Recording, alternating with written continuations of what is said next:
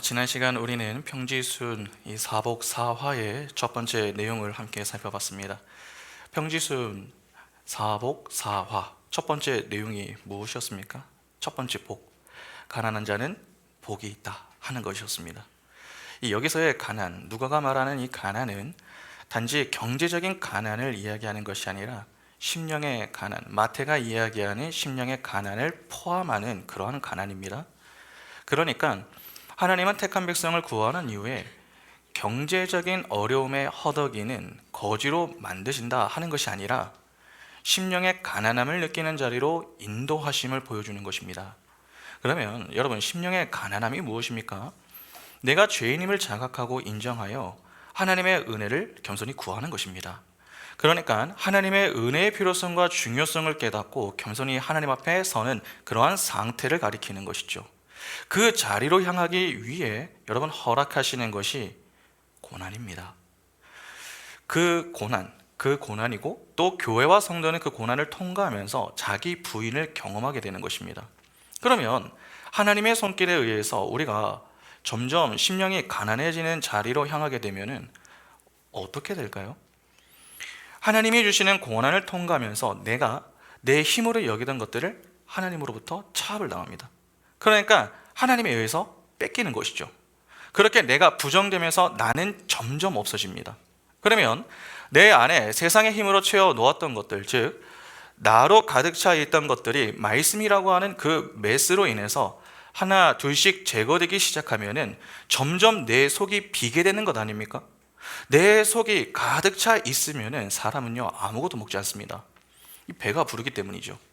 그러나 소화가 되어서 이 속이 비게 되면은, 다시 말해서 배고픈 상태가 되면은 사람은 어떻게 합니까? 먹을 것을 찾습니다. 그러니까 심령이 가난해지면은 교회는 줄이는 자리로 향하게 되는 것입니다. 소위 배고픔을 느끼는 자리로 향한다는 것입니다.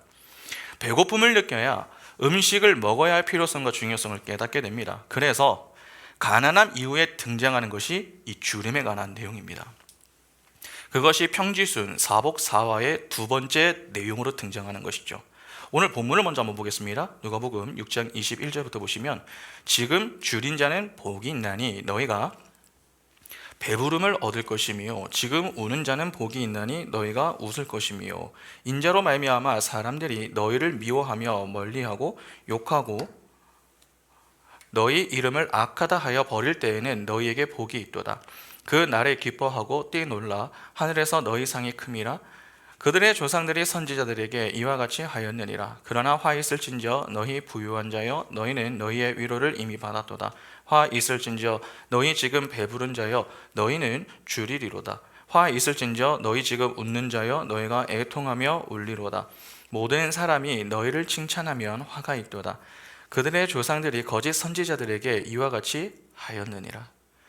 예수는 하나님의 택한 백성이 서게 되는 이 두 번째 복의 자리가 줄임의 자리다, 그렇게 말씀하십니다.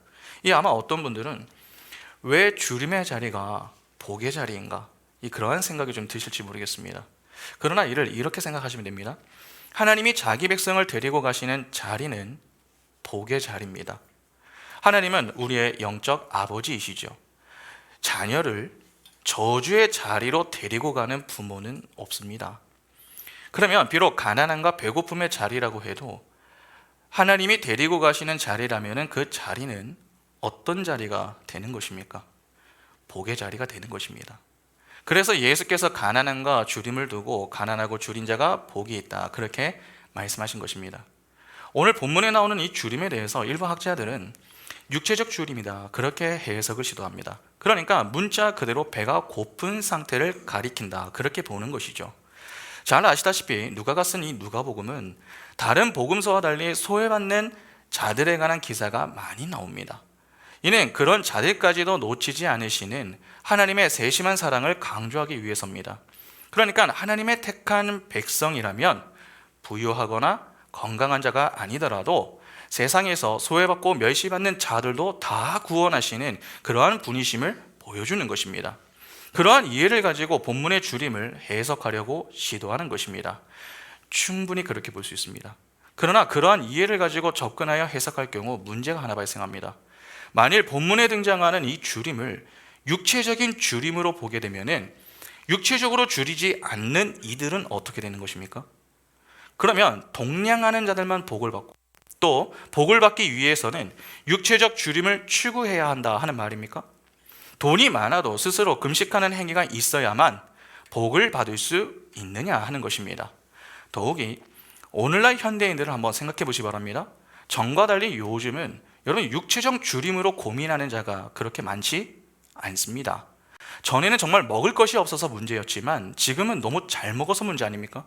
그러니까 요즘은 먹을 수 있을까로 고민을 하는 것이 아니라 먹고 나온 배를 어떻게 해야 들어가게 할 수 있을까? 그것을 고민하는 것입니다. 현대인들은 웰빙으로 고민을 하지 먹지 못해 고민하는 것은 아닙니다. 그러면 지금 예수는 이 다이어트를 말씀하시는 겁니까? 그러니까 본문에 나오는 줄임을 문자 그대로 육체적인 줄임으로 이해하기란 조금 무리가 있습니다. 오히려 영적인 줄임으로 보는 것이 더 적절합니다. 그래야 심령의 가난함과도 잘 어울리게 되는 것이죠. 본문을 보면은 주님은 그냥 줄인 자는 복이 있다 그렇게 말씀하지 않으셨습니다. 그 앞에 지금이라고 하는 말을 붙여서 지금 줄인 자는 복이 있다 그렇게 말씀하셨습니다. 여기 지금이라고 하는 말은 이 땅의 역사를 의미합니다. 여러분 성경은 시간을 뜻하는 두 단어가 있습니다. 잘 아실 텐데 카이로스와 크로노스입니다. 카이로스는 인간이 주관적으로 경험하는 상대적인 시간을 의미하는 반면에 크로노스는 인간 모두에게 똑같이 주어지는 절대적인 시간을 뜻합니다. 쉽게 표현하면 카이로스는 어떤 특별한 사건과 때를 의미하고 크로노스는 자연스럽게 흘러가는 물리적인 시간을 뜻합니다. 사람이 아기로 태어나 성장하여 어른이 되고 노인이 되어 죽는 것이 크로노스입니다. 주님은 그 크로노스의 역사를 가리켜 말씀하시며 지금 줄인 자들이 하나님이 주시는 것으로 배부름을 얻게 될 것이다 그렇게 말씀하시는 것입니다. 여러분 출애굽 사건을 잠시 한번 생각해 보시기 바랍니다. 하나님은 이스라엘을 출애굽시킨 이후에 광야 생활을 하게 하셨습니다. 그렇게 그들이 광야에서 약 40년이라는 크로노스의 시간을 보내야 했죠. 그런데 그곳에서 이스라엘이 어떻게 지냈습니까?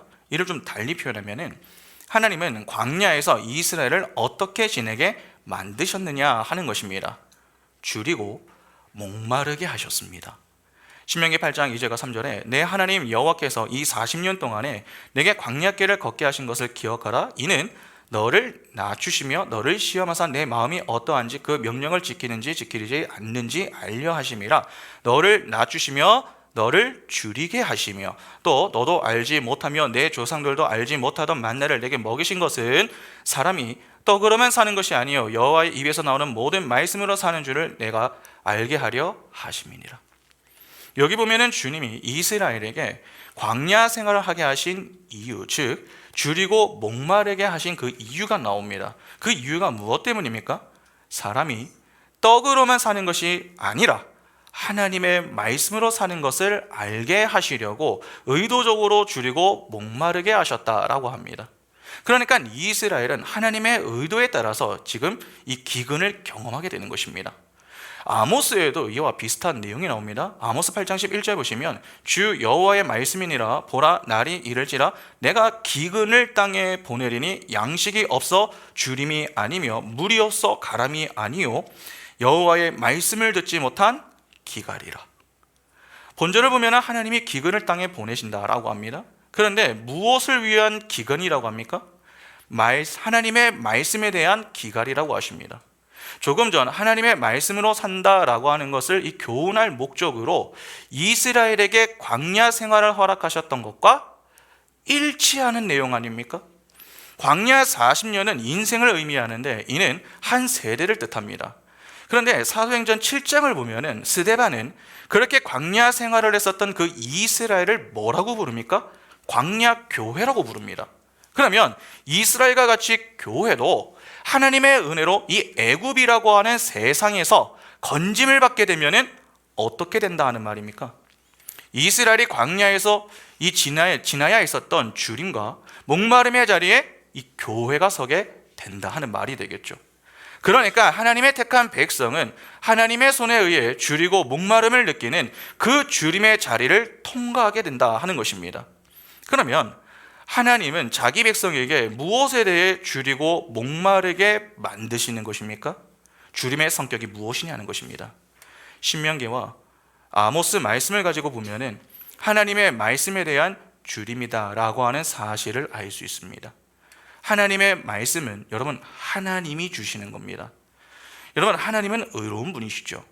그래서 하나님이신 예수는 유일한 의인이십니다. 그분은 로고스 즉 말씀이십니다. 그런 점에서 말씀에 대한 줄임은 곧 의에 대한 줄임이다 그렇게 표현을 해도 틀리지 않습니다. 그래서 마태는 산상수훈에서 이를 이렇게 이야기합니다. 마태복음 5장 6절에 의에 줄이고 목마른 자는 복이 있나니 그들이 배부를 것이며. 마태는 누가보다 조금 더 이 상세하게 표현을 해놨습니다. 하나님의 백성인 교회는 다른 것에 대해서 줄이는 게 아닙니다. 오직 하나님의 말씀, 즉 의에 대해 줄이는 것입니다. 하나님은 이 역사의 줄임을 말씀에 대한 줄임이다 그렇게 말씀을 하십니다. 그 말씀이 의입니다. 그러니까 의라는 양식을 구해야 한다 하는 것이죠. 그러면 이 땅의 역사 속에서 하나님의 말씀이라는 의라는 양식을 제외하고 그 외에 내어놓는 다른 양식들은 전부 무엇이 되겠습니까? 아무리 먹어도 배부름을 주지 못하는 이 가짜 양식이 되는 것입니다. 하나님의 말씀이 의라면 그 외에 나머지는 다 무엇이 되는 것입니까? 죄가 되는 것입니다.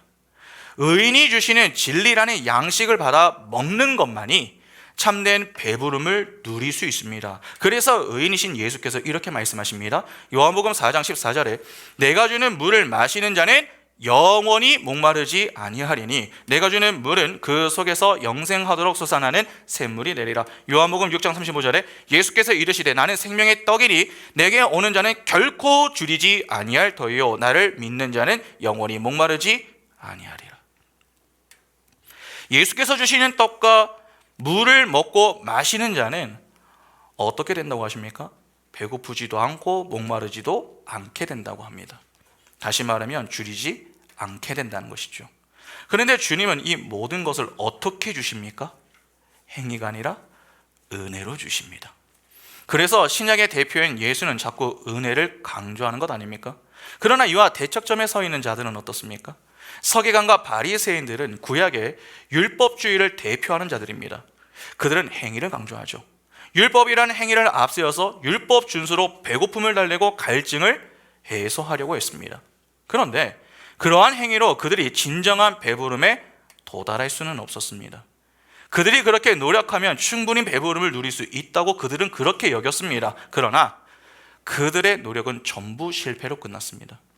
또한 예수는 그런 그들을 향해서 뭐라고 부르셨습니까? 뱀의 자녀, 마귀라고 부르셨습니다. 그러니까 죄인이라고 하신 것이죠. 무언가 좀 먹기는 먹는데 잘못된 양식을 먹는 자들이 바로 서기관과 바리새인들이었습니다. 예수는 바로 그러한 자들을 두고 너희가 먹어야 할 양식은 그러한 가짜 양식이 아니라 내가 주는 진짜 양식을 먹어야 한다 그렇게 말씀하시는 겁니다. 그러니까 줄이더라도 무엇에 대해 줄여야 하는가를 바르게 이해해야 하는 것입니다. 여러분, 성도는 인간 세상의 악함, 공허, 어둠의 해결책은 하나님의 말씀, 즉 하나님의 사랑과 은혜밖에 없음을 알고 그것을 구하는 자로 살아야 합니다. 그러니까 하나님을 아는 일에 힘을 써야 한다는 것입니다. 그것이 성경이 기본적으로 이해하게 하는 줄임의 의미입니다. 그러나 죄로 타락한 죄인들은 그러한 줄임을 추구하지 않습니다. 별로 그러한 줄임에는 관심이 없습니다. 의에 대한 줄임은 오직 진리의 영이 들어간 자에게서만 나올 수 있는 것입니다. 죄로 타락한 죄인들은 하나님을 왕으로 인정하지는 않습니다. 내가 왕이 되려고 합니다. 본래 인간은 하나님이 공급해 주시는 것으로 배부름을 누렸던 자죠. 하나님만이 우리의 줄임의 문제를 해결해 주실 수 있다 그렇게 여겨서 하나님의 은혜를 구하는 그러한 자들에게 하나님이 일방적인 은혜로 그 인생의 필요를 채워주셨습니다. 하나님의 말씀은 참된 배부름을 가져다 주었습니다. 그러나 죄로 인해 하나님과의 관계가 깨지자 어떻게 됩니까? 하나님이 공급해 주시던 것이 끊어졌습니다. 그러면 당연히 배고픈 자리에 서게 되는 것 아닙니까? 그러나 죄인은 그 배고픔의 문제를 하나님 안에서 해결하려고 하지 않았습니다. 그들 스스로 문제 해결자가 되어 보겠다, 그렇게 나섭니다. 문명과 과학, 교육, 법, 성숙, 평화 등으로 그들의 줄임배를 채워보겠다고 자꾸 시도를 했습니다.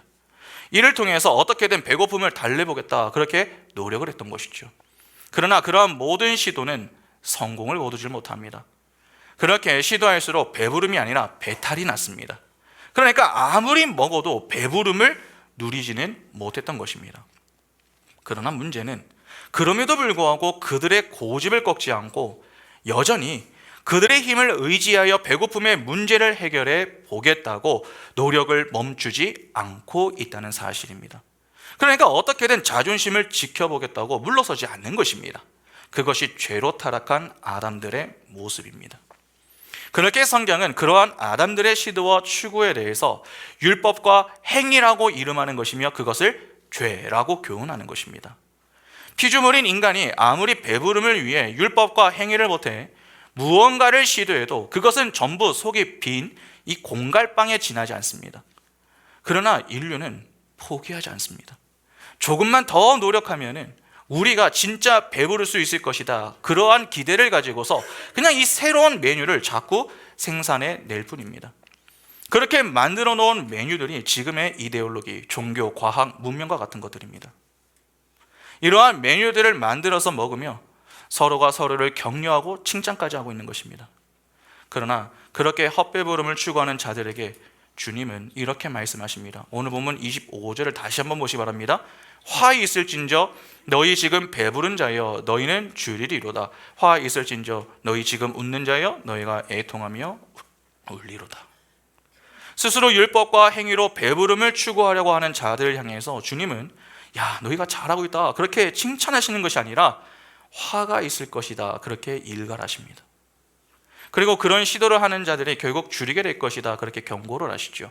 요한계시록 3장 17절에 내가 말하기를 나는 부자라 부유하여 부족한 것이 없다 하나 내 공고한 것과 가련한 것과 가난한 것과 눈먼 것과 벌거벗은 것을 알지 못하는도다. 주님은 지금 이 크로노스의 역사 속에서 자기들이 배고픈 자임을 알지 못하는 자들은 영원한 주림 속으로 들어가게 될 것이다, 그렇게 말씀을 하십니다.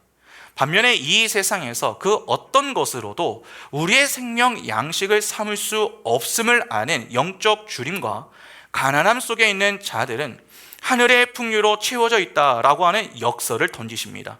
요한계시록 2장 9절에 내가 내 환난과 궁핍을 알거니와 실상은 내가 부유한 자니라. 자칭 유대인이라 하는 자들의 비방도 알거니와 실상은 유대인이 아니요 사탄의 회당이라.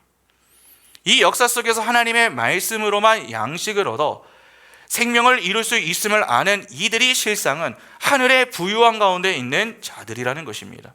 그런데 그렇게 부유함의 반대에 서 있는 자들이 누굽니까? 자칭 유대인이라고 합니다. 바울은 그들을 표면적 유대인이라고 부릅니다. 율법주의의 대표로 이 역사에 등장하는 이들이죠. 여기에 해당하는 자들이 그동안 우리가 살펴본 서기관과 바리새인들입니다. 그런 자들이 모인 회당을 두고서 주님은 사단의 회당이라고 부르십니다. 쉽게 말해서 사단의 교회다라고 하는 것입니다. 분명 교회는 교회입니다. 그러나 하나님을 대적하는 교회라는 것이죠. 상당히 무서운 말 아닙니까? 그러니까 예수를 믿는다고 하면서도 엉뚱한 양식을 추구하는 그 양식으로 배부름을 추구하면은 그것은 하나님이 기뻐하시는 교회가 아닙니다. 사단의 교회가 되는 것입니다. 그러한 자는 사단의 통치를 받는 사단의 종이 되는 것임을 알아야 됩니다. 그러니까 교회에 나와서 우리는 엉뚱한 양식을 구하면 안 됩니다. 제대로 된 양식을 구해야 합니다. 잘못된 양식을 구하면 우리는 진짜 배가 부르게 되는 게 아니라 헛배만 부를 수 있습니다.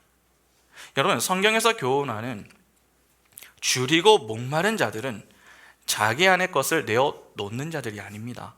오히려 그러한 것들로는 절대로 참된 배부름을 누릴 수 없는 결핍을 가지고 있는 자가 바로 자신을 깨닫고 겸손히 하나님의 은혜로 채워 나가는 자들입니다. 그런 자들이 진짜 줄인 자들이고 그런 자들이 복을 받은 자들인 것입니다. 이 역사와 인생이 증명해내야 하는 것은 하나밖에 없습니다. 왜 예수가 주이시고 그리스도여야 하는가 하는 것입니다. 왜 예수만이 답인가? 바로 그것입니다.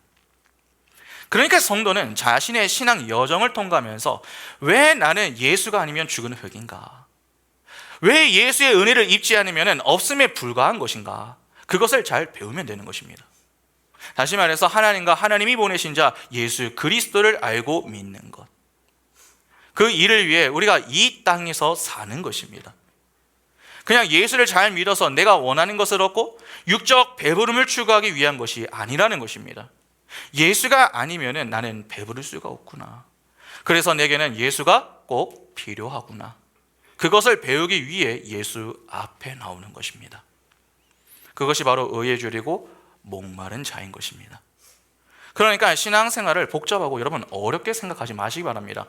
신앙생활이 무엇입니까? 지금 우리가 신앙생활하고 있지 않습니까? 예수의 도움을 받아서 나를 자랑하는 자가 되는 것이 아니라 예수로 인해 내가 부정되고 예수만 자랑하는 자가 되는 것입니다.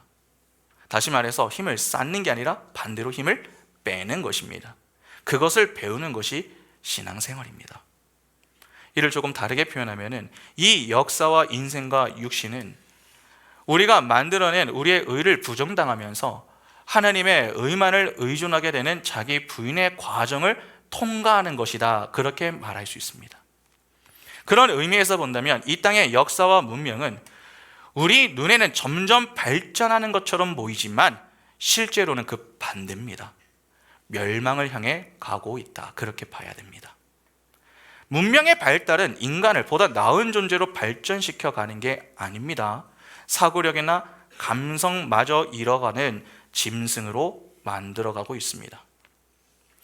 요즘 우리 주변을 한번 돌아보시기 바랍니다. 분명 이전보다 살기는 더 좋아졌습니다. 그러나 사람들의 수준은 어떻습니까? 상식 이하의 모습을 보이는 이들이 너무나도 많습니다. 이에 어떨 때는 과연 사람이 맞나? 그렇게 붕괴하는 마음이 들게 만드는 그런 이들이 있지 않습니까? 그런 이들이 점점 많아지고 있습니다. 그래서 말세라는 말들이 나오는 것이고 그렇게 한탄하는 것 아닙니까? 그런데 성경은 이에 대해서 이미 경고를 하고 있었다는 사실을 아십니까? 결국 이 땅의 역사는 멸망을 향해 갈 것을 미리 예고하고 있었습니다. 이사야 40장 5절부터 8절 보시면 여호와의 영광이 나타나고 모든 육체가 그것을 함께 보리라. 이는 여호와의 입에 말씀하셨느니라. 말하는 자의 소리여 이르되 외치라. 대답하되 내가 무엇이라 외치리까 하니 이르되 모든 육체는 풀이요 그의 모든 아름다움은 들의 꽃과 같으니 풀은 마르고 꽃이 시듬은 여호와의 기운이 그 위에 불미라. 이 백성은 실로 풀이로다. 풀은 마르고 꽃은 시드나 우리 하나님의 말씀은 영원히 서리라 하라. 5절을 보면은 여호와의 영광과 육체가 대조되고 있습니다. 그리고 6절부터 성도가 이 역사 속에 육체를 입고 존재해야 하는 이유가 나옵니다. 하나님은 인간의 육체, 즉 이 역사를 가리켜서 꽃과 풀이다 그렇게 말씀하십니다. 그런데 그 육체 위에 여호와의 기운이 덮치게 되죠. 그러니까 그 풀과 꽃이 어떻게 됩니까? 풀이 마르고 꽃은 시들어 버렸습니다. 그렇게 되니까 드러나는 것이 하나님의 영광이죠. 하나님의 말씀이 영영이 서더라 하는 것입니다. 하나님의 말씀은 태초에 천지를 창조하신 예수 그리스도입니다. 이렇게 우리가 이 땅에서 육체를 입고 살아야 하는 이유는 하나님의 영광, 즉 예수 그리스도를 통해 새 창조의 영광을 찬양하는 자가 되기 위해서입니다. 바울은 이를 이렇게 정리합니다. 갈라디아서 2장 20절부터 21절에 내가 그리스도와 함께 십자가에 못 박혔나니 그런즉 이제는 내가 사는 것이 아니요 오직 내 안에 그리스도께서 사시는 것이라. 이제 내가 육체 가운데 사는 것은 나를 사랑하사 나를 위하여 자기 자신을 버리신 하나님의 아들을 믿는 믿음 안에서 사는 것이라. 내가 하나님의 은혜를 패하지 아니하노니 만일 의롭게 되는 것이 율법으로 말미암으면 그리스도께서 헛되이 죽으셨느니라. 잘 아시다시피 바울은 예수를 만나기 전까지 율법 위에서 자기를 주장하며 자기의 의를 쌓기 위해 최선을 다하던 자였습니다. 자기에게는 하나님의 백성답게 살 수 있는 힘이 있다고 그렇게 믿으며 살았던 자였습니다. 그러나 다메섹 도상에서 예수를 만나며 이 제대로 된 복음을 이해하고 나니까 어떻게 변합니까? 내가 내 힘으로 할 수 있는 게 하나도 없구나, 그 사실을 깨달았습니다. 자신은 이미 십자가에서 예수와 함께 못 박혀 죽은 자라는 사실을 알게 된 것입니다. 그리고 지금의 자신은 예수 안에서 예수께서 전가해 주신 그 의로 사는 새로운 피조물이다 라고 하는 것을 알았습니다. 그래서 그는 만일 의롭게 되는 것이 율법으로 말미암으면 그리스도께서 헛되이 죽은 것이다, 그렇게 확실하게 이야기를 합니다.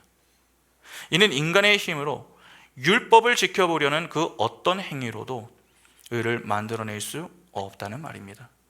죄로 타락한 인간들이 지금까지 율법과 행위로 의를 생산해 보려고 애를 쓰지 않았습니까? 그러나 그러한 노력으로 의를 만들 수 없습니다.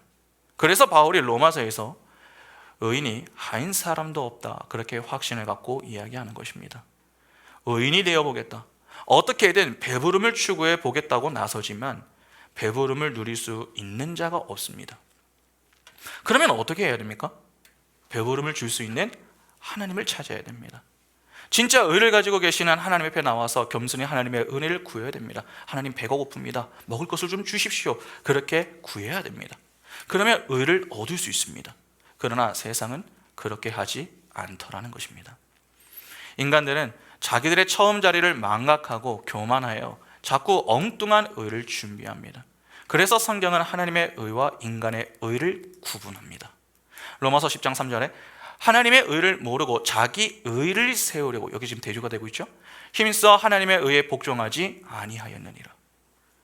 인간들이 행위로 내놓으려고 하는 의는 하나님의 의에 복종하지 않는 것입니다. 그냥 복종하지 않는 게 아닙니다. 힘써 복종하지 않는 것입니다. 바울은 그러한 자기의 의를 율법의 의라고도 부릅니다. 빌립보서 3장 4절부터 6절 보시면, 그러나 나도 육체를 신뢰할 만하며 만일 누구든지 다른 이가 육체를 신뢰할 것이 있는 줄로 생각하면 나는 더욱 그러하리니 나는 8일 만에 할례를 받고 이스라엘 족속이요 베냐민 지파요 히브리인 중에 히브리인이요 율법으로는 바리새인이요 열심으로는 교회를 받게 하고 율법의 의로는 흠이 없는 자라. 바울은 율법의 의로는 흠이 없는 자였습니다.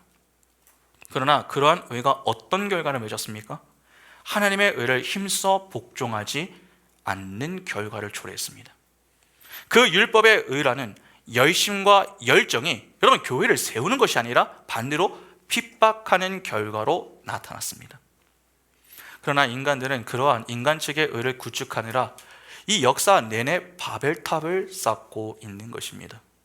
바울은 그것을 그의 삶에서 실제로 경험을 한 것이죠. 그래서 이 땅의 역사와 율법의 역할에 대해서 이렇게 이야기합니다. 로마서 3장 20절에 그러므로 율법의 행위로 그의 앞에 의롭다 하심을 얻을 육체가 없나니 율법으로는 죄를 깨달음이라. 역사는 바로 이것을 규명해내는 무대의 장치인 것입니다. 하나님의 의 앞에서 인간은 죽은 흙에 불과한 존재임을 배우는 것이 인생이고 역사인 것입니다. 그리고 그것을 잘 정리하여 기록해 놓은 책이 여러분 성경입니다. 그러나 이 성경을 인간들이 생산해내야 할 의에 대한 교훈이 담긴 책 정도로 저급하게 해석하는 이들은 하나님의 저주를 받게 된다라고 합니다. 마태복음 15장 7절부터 9절 보시면 외식하는 자들아 이사야가 너희에 관하여 잘 예언하였도다. 일렀을 때 이 백성이 입술로는 나를 공경하되 마음은 내게서 멀도다. 사람의 계명으로 교훈을 삼아 가르치니 나를 헛되이 경배하는도다 하였느니라 하시고, 계명을 사람이 지켜내야 하는 교훈으로 가르치는 자들은 하나님을 헛되이 경배하게 하는 악한 짓이다 라고 하는 것입니다. 이것은 여러분 예수께서 하신 말씀입니다. 따라서 하나님의 말씀이 바르게 전해지는 곳에서는 내가 어떻게 사는 것이 옳은 것인가, 그러한 기특한 반성과 결단이 생겨나는 것이 아니라 그렇구나, 나는 죄인이기에 나는 하나님의 은혜가 꼭 필요하구나, 그러한 복음의 필요성과 중요성을 깨닫고 하나님의 은혜를 붙드는 올바른 자아인식이 터져 나와야 하는 것입니다. 그래서 성경은 하나님의 말씀을 두고 불의요 반석을 부수는 방망이다 그렇게 이야기를 합니다. 예레미야 23장 29절과 30절 보시면 여호와의 말씀이니라 내 말이 불같지 아니하냐, 바위를 쳐서 부스러뜨리는 방망이 같지 아니하냐. 여호와의 말씀이라. 그러므로 보라, 서로 내 말을 도둑질하는 선지자들을 내가 치리라.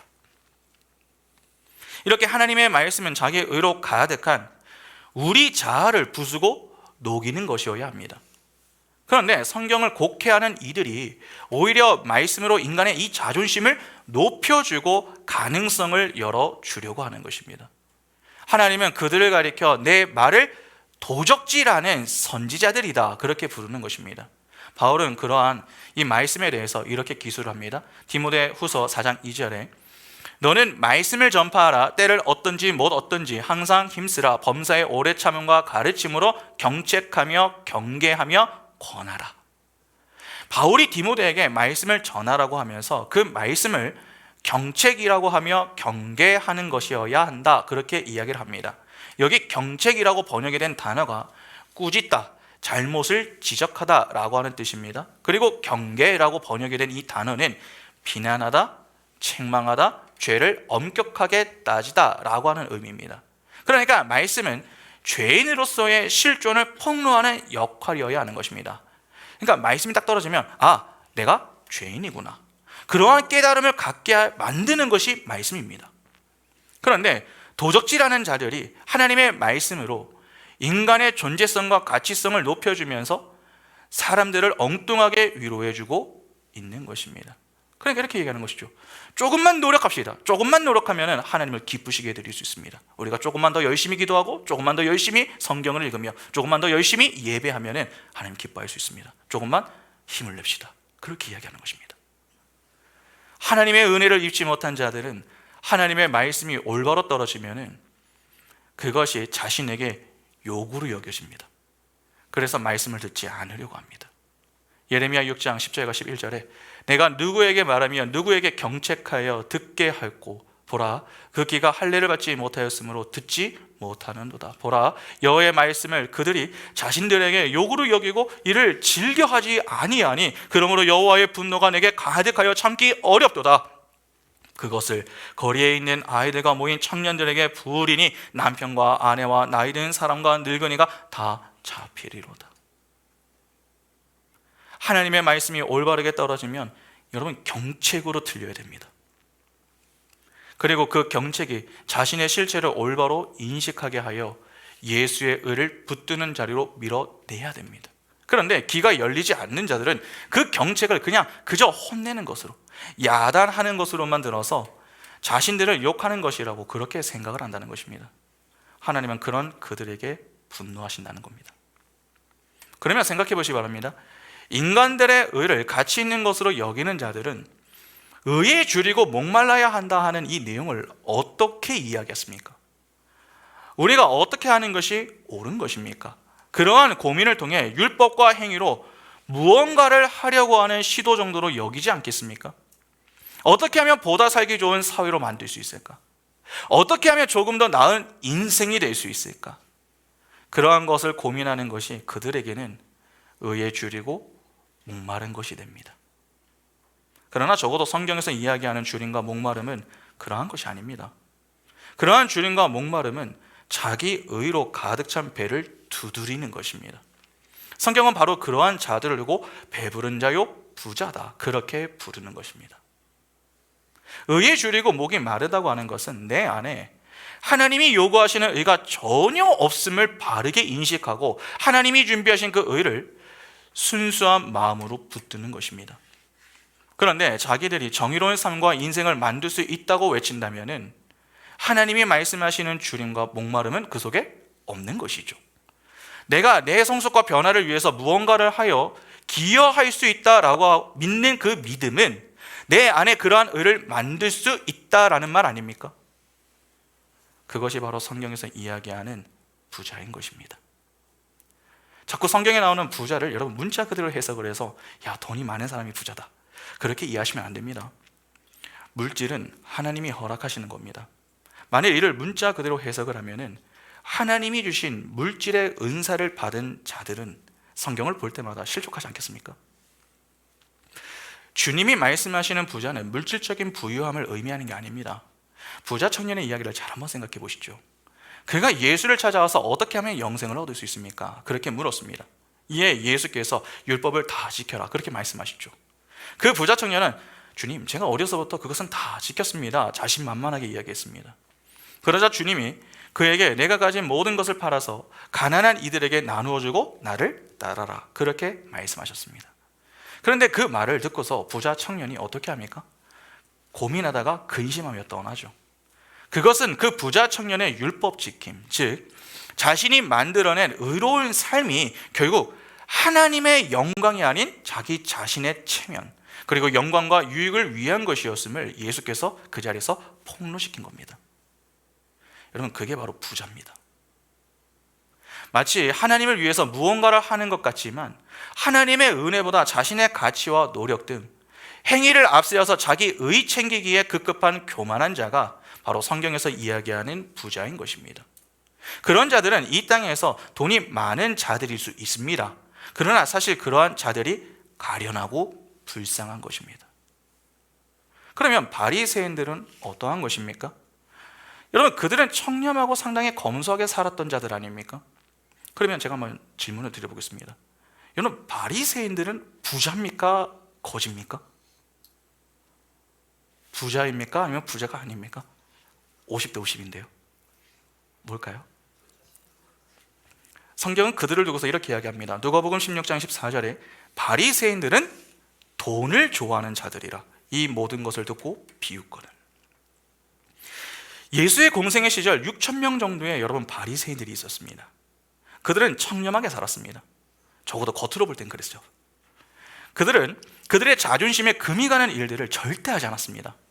그런데 그런 그들이 돈을 좋아한다라고 하는 것은 이 좀 어울리지 않는 말 아닙니까? 그러면 왜 주님이 바리새인들을 향하여서 돈을 좋아하는 부자다 그렇게 표현을 하신 겁니까? 이는 그들이 진짜 돈을 밝혔다는 말이 아닙니다. 돈, 즉 만몬을 섬기는 자들은 돈으로 자신의 위상을 세우고 사려고 하는 것처럼 자신들의 의로운 행위로 자신들의 위상을 세우려고 하는 그들의 모습을 좀 이해하기 쉽도록 그렇게 표현하신 겁니다. 누가복음 16장 15절에 예수께서 이르시되 너희는 사람 앞에서 스스로 옳다 하는 자들이나 너희 마음을 하나님께서 아시나니 사람 중에 높임을 받는 그것은 하나님 앞에 미움을 받는 것이니라. 사람들 앞에서 자신들의 의로움을 자랑하던 자들을 가리켜서 돈을 좋아하는 부자라고 합니다. 그래서 그 이야기 끝에 갑자기 율법의 이야기가 등장을 합니다. 누가복음 16장 16절과 17절에 율법과 선지자는 요한의 때까지요 그 후부터는 하나님 나라의 복음이 전파되어 사람마다 그리로 침입하느니라. 그러나 율법의 한 획이 떨어짐보다 천지가 없어짐이 쉬우리라. 율법과 선지자 그리고 하나님의 나라의 복음이 이 대조를 이루고 있습니다. 율법을 지켜 하나님 앞에 의를 내어 놓으려 했던 이 바리새인들에게 하나님 나라의 복음이 제시되고 있고 그 복음은 사람에게 침입해 들어가는 은혜를 갖고 있는 것임을 설명하고 계신 것입니다. 왜 은혜로만 주어져야 됩니까? 율법의 한 획도 땅에 떨어짐 없이 다 지켜내야 의가 되기 때문에 그렇습니다. 그런데 그렇게 지켜낼 수 있는 자가 하나도 없다는 것입니다.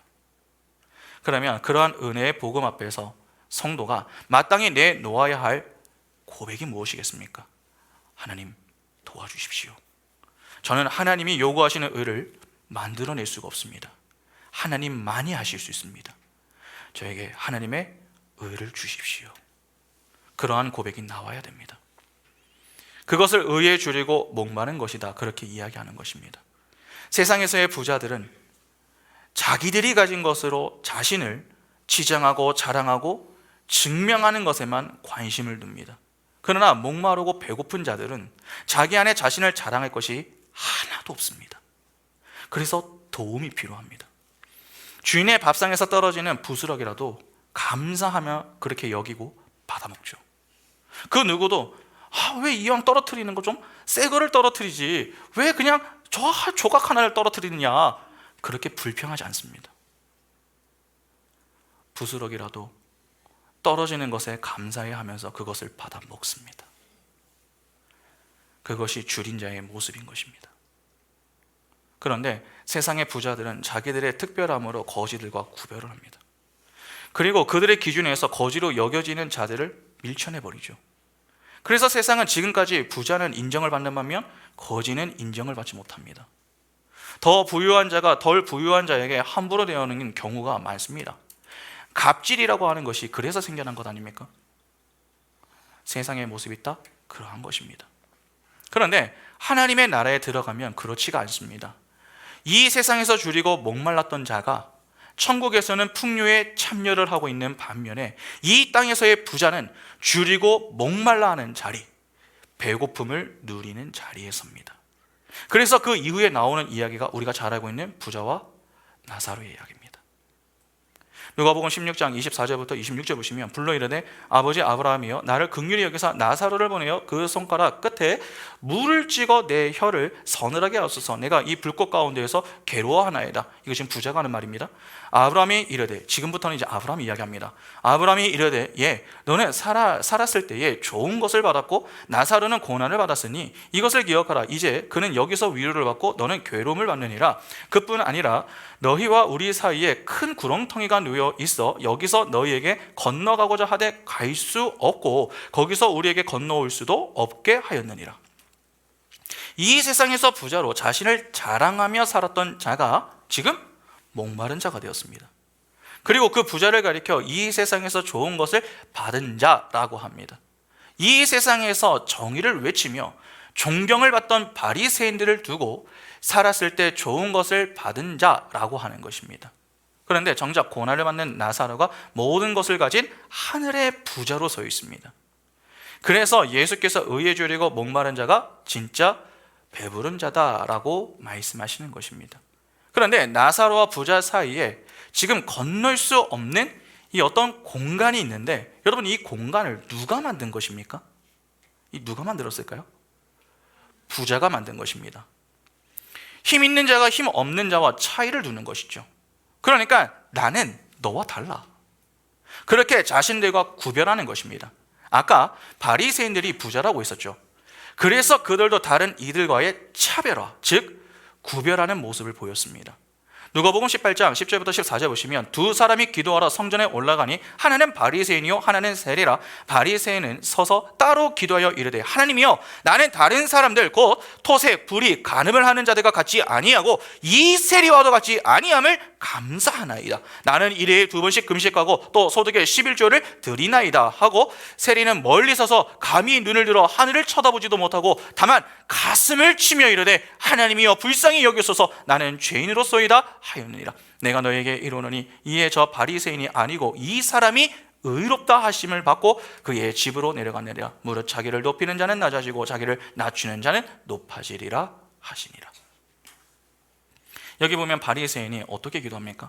나는 다른 사람들 곧 토색, 불의, 간음하는 자들과 같이 아니하고 저 세리와 같이 안음에 감사합니다. 그렇게 기도를 합니다. 그러니까 당시 부정한 자들, 이 자들을 인식되던 그런 자들과 다름에 감사를 하더라는 것이죠. 이는 자신들과의 구별을 시도하는 것임과 동시에 그것으로 자신을 과시하고 의를 드러내는 모습 아닙니까? 세리는 그냥 내가 죄인이라고 가슴을 치며 기도하는 것이 전부입니다. 누군가와 이 차별을 두지 않습니다. 지금 차별, 즉 공간을 만드는 것은 세리가 아니라 바리새인입니다.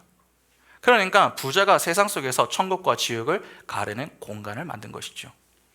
이 세상에서는 자신의 도덕성이나 소유, 명예 등으로 자신의 가치와 영광을 챙겨 갖는 것이 정당하고 옳은 것인 줄 알았습니다. 그러나 하나님의 나라에 들어가서 보니까 정말 중요한 것은 그러한 것들이 아니라 회개였음을 알게 된 것입니다. 그래서 그 부자가 죽고 나서 이 땅의 역사를 보며 회개를 외쳤던 것이죠.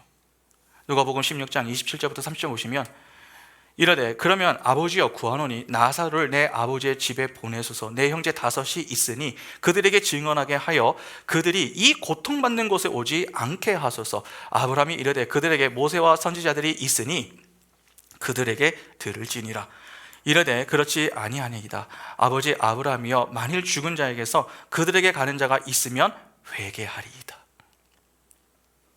여러분, 성도는 눈에 보이는 이 육신의 눈으로 이 역사와 세상을 바라보는 자들이 아닙니다. 믿음의 눈을 가지고 묵시 속에서 이 역사와 세상을 보아야 하는 자들입니다. 그냥 육신의 눈으로 이 역사를 보고 해석을 하게 되면 우리는 하나님의 의가 아니라 율법을 통해 우리의 의를 추구하게 됩니다. 조금만 더, 조금만 더. 그렇게 우리도 그러한 의를 챙겨서 당당하게 질 높은 삶을 살 수 있을 것 같다라고 하는 마음이 들 수도 있습니다. 그러나 말씀 안에서 이 역사를 보게 되면 우리는 그렇지 않다고 하는 사실을 깨닫게 됩니다. 오히려 하나님의 의에 의해서만 자신이 존재할 수 있고 생명일 수 있다라고 하는 것을 점점 겸손히 인정하게 됩니다. 그래서 자꾸 힘을 빼게 되는 것이죠. 그렇게 자아 인식이 바뀌면서 가난해지게 되고 줄이게 되는 것입니다. 그것이 성경에서 말하는 의에 줄이고 목마른 자들인 것입니다. 그런 자들이 진짜 배부른 천국 백성입니다. 시편 103편 8절부터 보시면 여호와는 긍휼이 많으시고 은혜로우시며 노하기를 더디하시고 인자하심이 풍부하시도다. 자주 경책하지 아니하시며 노를 영원히 품지 아니하시리로다. 우리의 죄를 따라 우리를 처벌하지는 아니하시며 우리의 죄악을 따라 우리에게 그대로 갚지는 아니하셨으니 이는 하늘이 땅에서 높음같이 그를 경외하는 자에게 그의 인자하심이 크심이로다. 동이서에서 먼 것 같이 우리의 죄가를 우리에게서 멀리 옮기셨으며 아버지가 자식을 긍휼히 여긴같이 여호와께서는 자기를 경외하는 자를 긍휼히 여기시나니 이는 그가 우리의 체질을 아시며 우리가 단지 먼지뿐임을 기억하심이로다. 인생은 그 날이 풀과 같으며 그 영화가 들의 꽃과 같도다.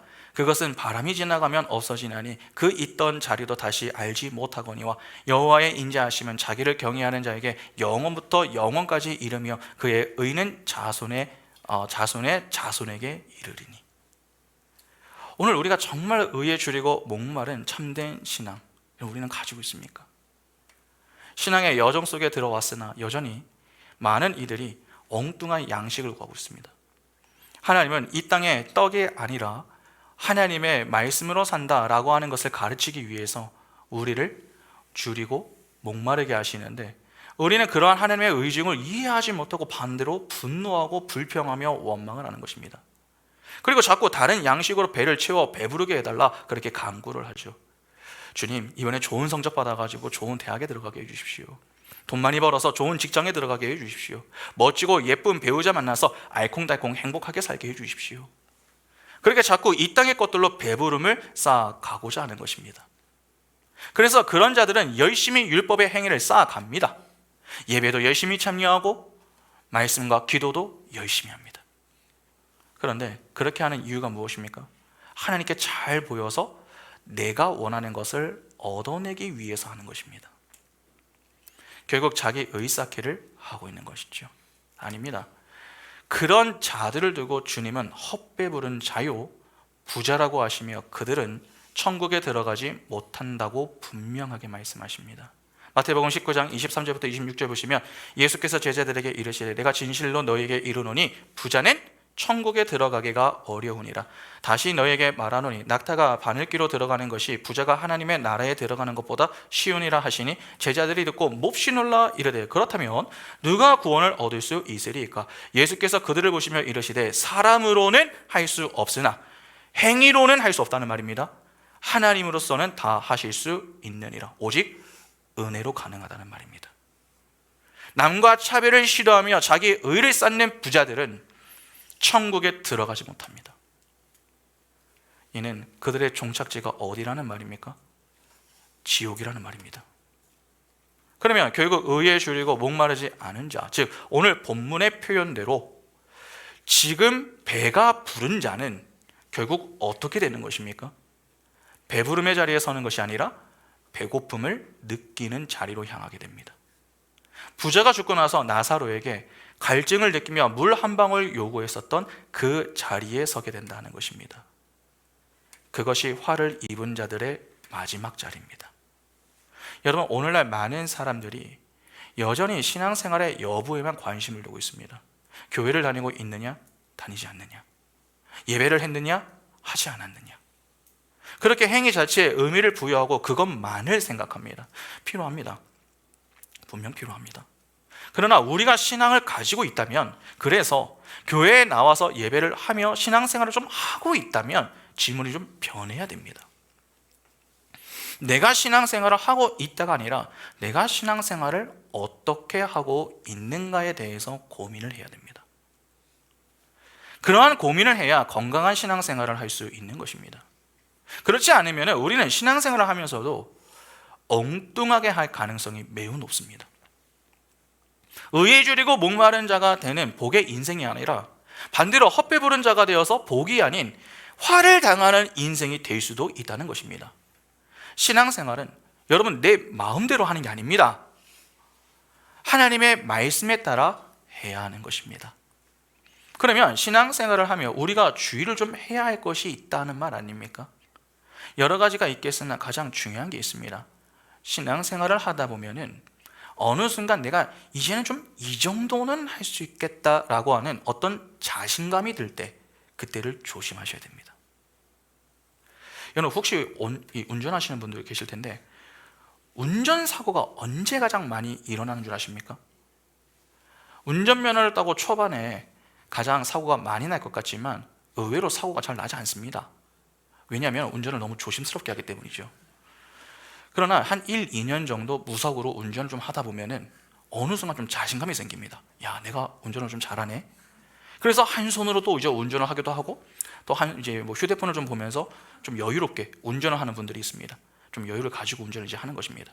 그렇게 한 3년 차 정도가 되어서 내가 좀 할 수 있다라고 하는 그 자신감이 들 때 꼭 사고가 납니다. 여러분 운전사고만 그런 게 아니라 우리의 신앙생활도 똑같습니다. 교회에 조금 적응이 되고 나면은 사람들은 조금씩 느슨해지기 시작합니다. 내가 이 정도는 좀 할 수 있다, 그러한 자신감이 들기 시작하는 것이죠. 그래서 나도 모르게 하나님보다 앞서기도 좀 하고 십자가 앞에 나와서 주님 이건 제가 할게요, 저에게 맡겨주세요.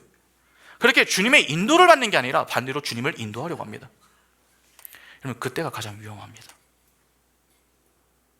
신앙생활은 우리가 할 수 있음을 깨닫고 하나님을 끌고 가는 것이 아닙니다. 반대로 내가 할 수 있는 것이 점점 없음을 깨닫고 겸손히 하나님의 은혜를 구하는 것입니다. 그러니까 어깨에 힘이 들어가는 것이 아니라 반대로 힘이 빠지는 것이죠. 그래서 진짜 우리의 힘이신 하나님 앞에 엎드려 주님, 저는 제가 할 수 있다고 생각을 했는데 그렇지가 않네요. 저에게는 의가 나올 수가 없으니 주님의 은혜로 제 속을 주님의 의로 채워주십시오. 그렇게 하나님의 은혜를 붙들고 그 은혜 안에 거하기를 힘쓰는 것이 바로 의에 줄이고 목마른 복 있는 자들인 것입니다. 그러한 복의 자리에 서게 되는 자들이 바로 우리입니다. 하나님은 우리를 복의 자리로 부르셨지 화의 자리로 부르신 게 아닙니다. 헛배 부른 자리가 아닌 참된 배부름을 주시기 위해서 우리를 부르셨습니다. 참된 배부름은 다른 것으로 주어지지 않습니다. 바로 말씀으로 주어집니다. 그래서 주님이 자꾸 우리를 말씀의 자리로 인도하시는 것입니다. 그러니까 하나님이 우리를 말씀의 자리로 자꾸 이 초청을 하실 때에 불평하지 마시고 도리어 감사하시기 바랍니다. 말씀이 아닌 것을 열심히 먹어도 우리는 참된 만족을 느끼지 못합니다. 공갈빵과 같기 때문에 헛배만 부르게 됩니다. 그러면 배만 나와서 결국 게을러지게 됩니다. 영적 비만이 되어서 영적으로 예민해지는 것이 아니라 점차 둔감해지게 됩니다. 영적으로 둔감해지면은 말씀의 반응을 제대로 하지 못합니다. 여러분 배가 부르면 어떻게 되죠? 우리가 점심 이후에는 좀 어떻습니까? 식곤증이 오죠. 졸립니다. 그래서 잠이 오고 들리지가 않습니다. 듣지 않기 때문에 믿음을 갖되 엉뚱한 믿음을 갖게 되고 잘못된 믿음으로 우리가 먹어야 할 하늘의 양식이 아닌 땅의 양식을 자꾸 먹게 되는 것입니다. 그러니까 악순환이 자꾸 반복이 되는 것이죠. 그렇게 점점 멸망의 자리로 향하게 되는 것입니다. 여러분 우리가 진정 먹어야 할 것은 이 땅의 양식이 아닙니다. 예수라는 하늘의 양식을 먹어야 됩니다. 예수라는 진리의 말씀을 먹어야 진짜 배부름이 주어지는 것이며 죽지 않고 살 수 있는 것입니다. 진짜 먹어야 할 양식을 나중에 먹겠다고 여러분 미루시면 안 됩니다. 주님은 나중에 줄인 자가 복이 있다 말씀하지 않으시고 지금 줄인 자가 복이 있다고 말씀하셨습니다. 지금 이 크로노스의 역사 속에서 우리는 배고픔을 느껴야 합니다. 의에 줄이고 목이 말라야 한다는 것이죠. 하나님은 반드시 우리를 그렇게 만들어내십니다. 그래서 우리를 광야 인생길을 걸어가게 하시며 배고픔과 목마름을 겪게 하시는 것입니다. 그것은 우리를 괴롭게 하기 위해서가 아닙니다. 예수라는 반석에서 나는 물로 해결시키기 위해서, 예수라는 만나로 우리의 배고픔을 해결하시기 위하여서, 그렇게 해서 진정한 배부름의 자리로 인도하기 위해 우리를 배려하시는 것입니다. 하나님이 진짜 양식을 주시기 위하여서 광야 인생길로 인도하시며 그 고난의 여정을 통과하게 하실 때에 너무 힘들어하지 마시고 하나님이 주시는 그 말씀의 양식을 믿음으로 받아 먹으시기 바랍니다. 그것이 오늘날 말씀의 자리로 초청하시는 형태로 나타나는 것입니다. 하나님이 은혜의 방편으로 허락하시는 것, 말씀과 기도밖에 없습니다.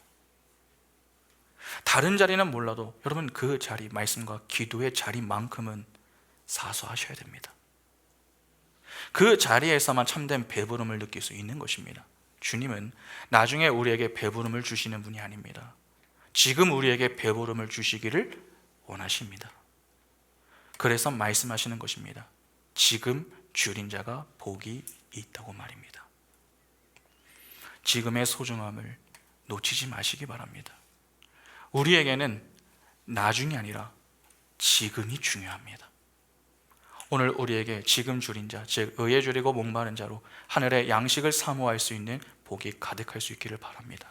그래야 주님이 주시는 말씀의 꼴로 진정한 배부름을 맛보고 우리에게 참된 만족을 주시는 그 하나님께 감사하며 하나님의 영광만을 찬미하는 복의 인생에 우리가 함께 할 수 있기를 간절히 소망합니다. 함께 찬양하겠습니다.